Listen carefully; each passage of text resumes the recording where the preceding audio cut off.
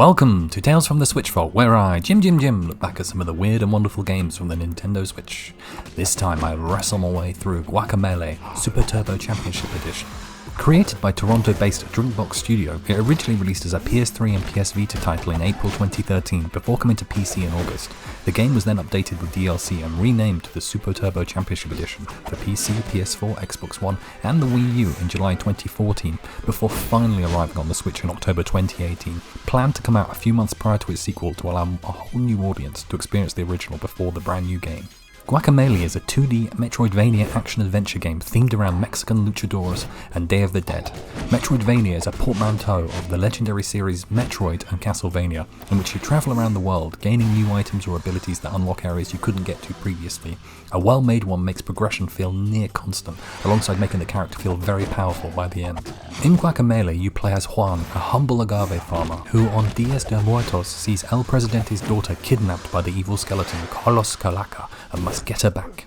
Traversing the world, you fight enemies and bosses while finding and gaining new abilities by destroying Chuzu statues, which give you, for instance, wall jumping or the rooster uppercut.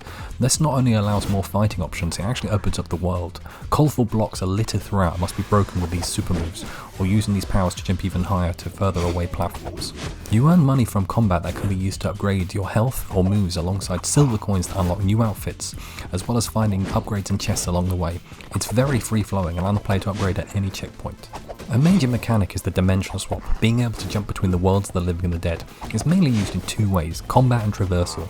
In combat, enemies in one world can hit you, but you can't actually touch them without swapping over. This makes fights more difficult and engaging. But even better, it's used in the platforming, particularly over large gaps with walls and floors only appearing in one world or the other. It means you have to make a specific series of jumps to make it across using the warp holes. It's a lot of fun. Visually, this is a brilliantly colourful game. It really pops on the screen. The Mexican setting is super cool and it's fun to explore the towns and villages, meeting all the quirky people and animals. Speaking of that, I love the character designs, what look like paper cutouts that are highly detailed. They are really endearing. You've got no idea who or what you're going to meet next. Shoutouts to Ue Chivo, who turns into a goat at will. Throughout the world there are a ton of nods to other games, such as the Luchador poster for Castle Crashers or the Super Mario Bros. Parody later on. They look great and it's always fun to spot them as you explore. On Switch 1, the game runs smoothly as you expect, particularly for a game from 2013. The music was composed by Peter Chapman, known as Coins, and Rom DePrisco. Coins has an eclectic career, a member of Canadian hip-hop crew Backburner, and played keyboards in garage rock band The Midways, alongside winning several awards for his compositions and TV. DePrisco is a prolific electronic composer who's worked on over 30 video games over the years, including the Need for Speed series, Mass Effect 2, and more recently, Fortnite. His work on TV is just as fruitful, with compositions in Cribs and The Sopranos. Together they made a wonderful soundtrack, inspired by Mexican music and using electronic beats. It's very energetic and positive. You only have to hear the trumpets to get you going. They did a fantastic job on it. It can only be described as joyous.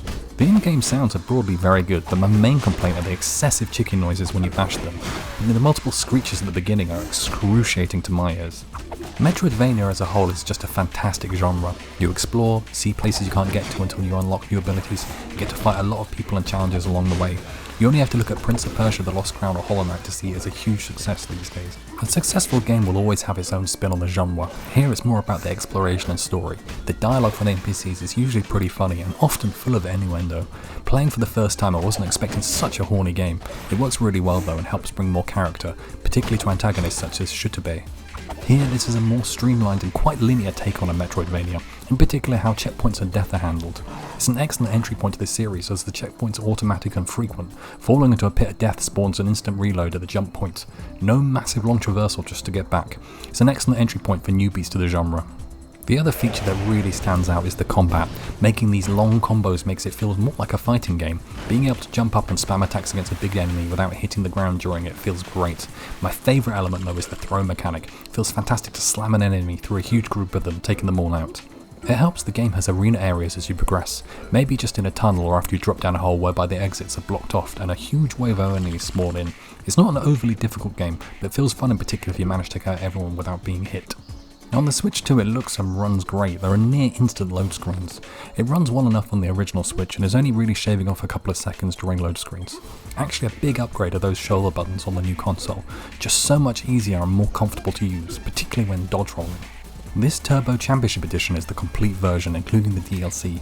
Typically the game can be beaten in about 7 hours, with How Long to Beat saying it's about 16 to do everything. The 4-player drop in and out co-op is a very nice touch, though not one I've had the chance to try out yet.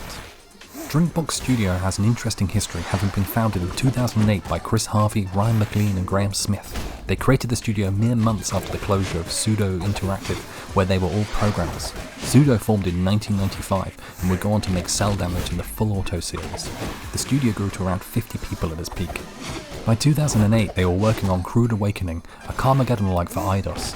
However, the now brutally familiar story of the funding being completely cut, forcing the studio to close. Out of this came Drinkbox. Well, kind of. Originally they were going to call it Not a Number Software, but decided it was a bad name. They wanted this new company to make games that they wanted to play themselves. They hired a senior artist and a designer to become a 5-person team. What is interesting is although Pseudo made what sound like decent enough games, it didn't look like Drinkbox would amount to much more, but their gaming output has been frankly remarkable, with the Guacamelee series, Mutant Blob and my personal favourite, Nobody Saves the World. They make visually impressive games that feel very fun to play. Their next game, Blighted, is due out in 2026, is an isometric 3D Metroivania set in a psychedelic western nightmare, reclaiming the memories of your people. Even with the short previews, it already looks very exciting already and I can't wait. Guacamelee was nominated for Excellence in Visual Art at the 2013 Independent Games Festival. It received an excellent 86 on Metacritic for the Switch version. Those sales numbers are hard to come by. Both editions of this game have over 1 million sales on Steam alone, which is fantastic for this type and size of game. It's weird, as I swore I had this game on the PS Vita. In fact, I was so sure I had to dig out the console and chart it just to see. Turns out, nope. Which, considering how much I loved indie games during the Xbox 360 era, it's very surprising I skipped over it. In fact, I think my taste on PS4 shifted to the bigger titles, before swinging back to indie on PC and Switch later in the decade. Upon looking back, I'd never really played any Metroidvanias, which in modern times is ridiculous considering just how many we get these days. I've since made up for this with the excellent Metroid Dread and the Ori games. It's a fruitful genre, especially if you come up with a unique art style and combat system. Look at the success of Hollow Knight showing these two principles. Guacamelee nailed it, becoming a firm favourite for many, and multiple game crossovers for Juan and Tostada, in Runbow, with the former also in Indivisible, Brawlout and Dead Cells. As for complaints, they're all pretty minor. The UI has the additional players plastered across the top of the screen the whole time. Whilst I applaud having co-op front and centre, it looks awful as a single player experience and can't be turned off. The game is probably a little too easy as well, but I seem to remember this being remedied in the sequel. Oh, and those screeching chickens. However, it's a worthy title and deserves every success, though I recommend checking out the sequel if this takes your fancy. As for Drinkbox, I will be keeping a closer eye on them going forward. There's very high expectations. Thank you so much for watching. Please subscribe for more weekly Nintendo Switch video game essays. Right, time for me to finish all the challenge areas.